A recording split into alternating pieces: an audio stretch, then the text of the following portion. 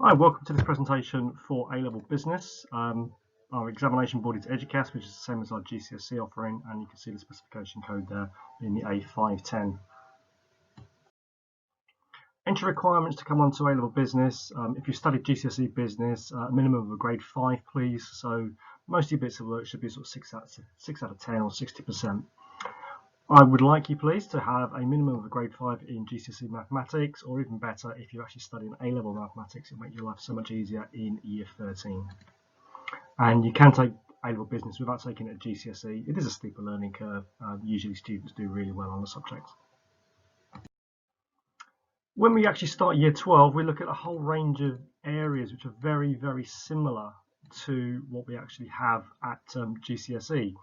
So entrepreneurs and SMEs is one of the core areas from the first term of Year 10. So the idea of an entrepreneur such as business and small and medium-sized enterprises, such as up to 250 employees.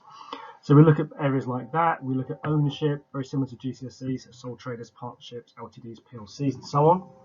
The sources of revenue, finance, cost, break even, again, just the same as GCSE. Where we start to see the differences is management, HR, and motivation, which is done a lot more detail than at GCSE. Marketing, again, comes in with a lot more detail than studied at GCSE, and also production. At GCSE, we look at different forms of production, different forms of quality. Here, we actually start to think, okay, what metrics can we use to actually measure the productivity? We've also got introductory economics, so we look at supply and demand. So that's the difference, or the relationship, should I say, between what's been supplied into a market, what's been demanded by customers, and the prices we're going to get from them, and an idea of elasticity, which is if we actually change prices or change people's income levels, how is that going to affect what we actually sell in the market. We've also got economic and political influences, a little bit more detailed than what we actually just touched upon at the end of Year 11. So how does the economic world affect our business? How do what politicians actually say and do affect our businesses as well? At the end of Year 12, having studied these the 2 Year 12 units, there's an internal examination, and that's going to just check your progress towards going on to Year 13. Ideally, you pass the exam first time round, but there is a retake option available for you. On Year 13, this is where quite a lot of mathematical content is actually based. So we've got corporate financial analysis, where we just give you a lot of financial information about firms and ask you to contemplate whether investing in these firms would be a good idea. We do investment appraisal, a similar but different idea about putting money into a firm and then seeing how long it's going to take you to actually get your money back from those investments. We do decision making and cost benefit analysis. So with this one, we're looking at mathematical models for making a decision for a firm, and also from a cost benefit analysis point of view, we start to put financial metrics on what we're actually going to gain from a development. We've also got sales forecasting and elasticity. Elasticity is a little bit more detailed than on Year 12, because we're going to get you doing the calculations to ascertain what the values are going to be. And sales forecasting is again using different forms of metrics, so numbers, different forms of graphical techniques to actually work out what sales are going to do sometime in the future based on past performance.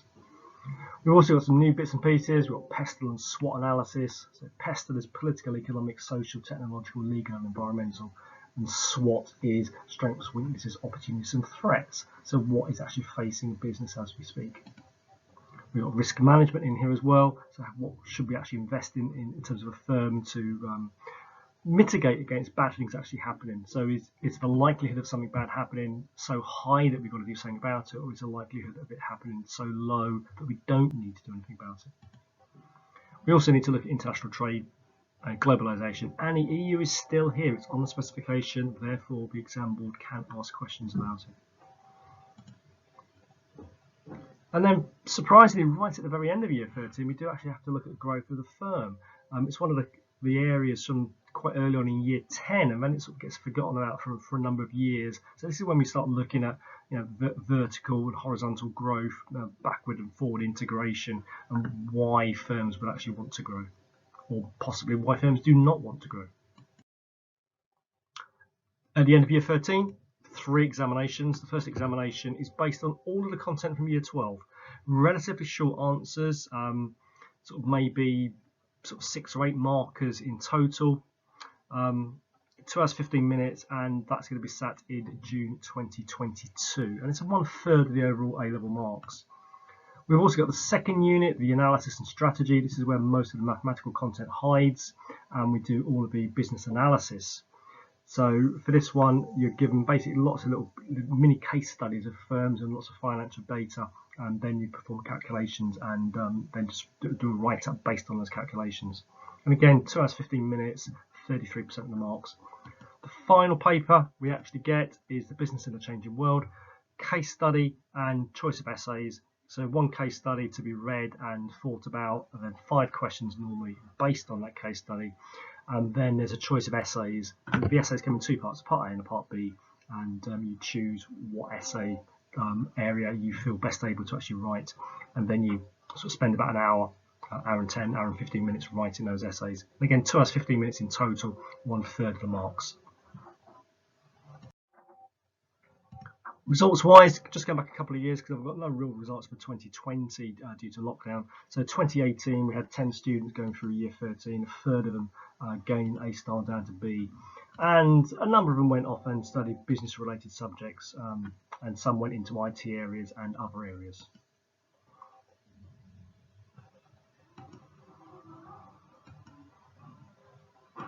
In 2019 comes along. 14 students, quite a big cohort going through there. Not quite as top endy. The A star B's gone down, but we're still okay on the A star C's. And we've got students off at Leeds, off at Swansea, De Montfort, Leicester, studying sort of business related areas.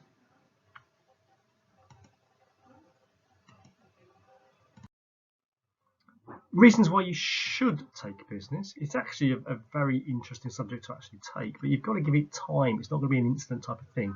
And we do consider a whole range of current affairs issues. So it will be quite a case of, okay, have you seen this in the news? Have you read about this? So the expectation would be that you are actually looking at some news websites, or looking at a daily paper, or paying attention to the radio or the TV news. It does go well with most other A-level subjects. It especially goes well. There's lots of crossover with geography, and A-level mathematics will make your life so much easier on year 13. Having that confidence with number makes such a difference. We also have quite a lot of writing involved. You know, these sort of 6 and 3/4 hours of examinations do require long written answers. And our third one, it does keep your careers options really wide open. There's a whole range of things you can do if you've got A-level business. Career progression wise, where can you go with this? Well, take it to university and study business related subjects at university. Maybe if you take an A-level maths alongside it, you could go down in and look at economics.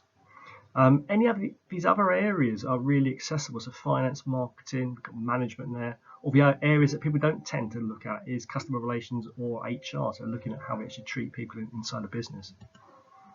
Some of these career areas are relatively high paid. Go down the accountancy route. The ICAEW, the Chartered Institute of Accountancy, says that the average salary for a newly qualified accountant is around about £50,000 a year. That is possible to actually get using or just taking 3 A-levels, or going to university and studying the subject and then training as an accountant. Potentially take it alongside the maths or the further maths, and as I said earlier, go into a career in economics. So that basically concludes this presentation, and hopefully this has sort of set the scene and given you a good indication of what is available for you if you do come along and take A-level business studies. Thank you.